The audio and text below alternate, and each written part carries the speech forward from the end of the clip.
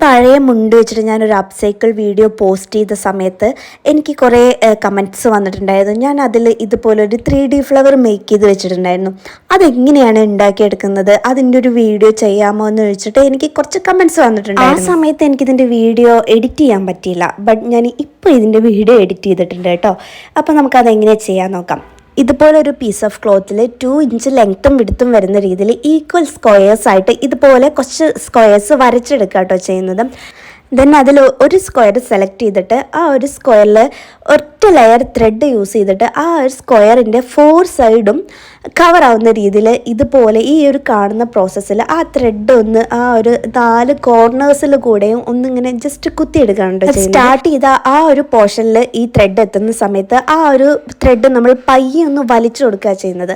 വലിച്ചു കൊടുക്കുന്ന സമയത്ത് 4 സൈഡും ഒരുമിച്ച് ഒറ്റ ഒരു പോയിന്റിലേക്ക് വരും.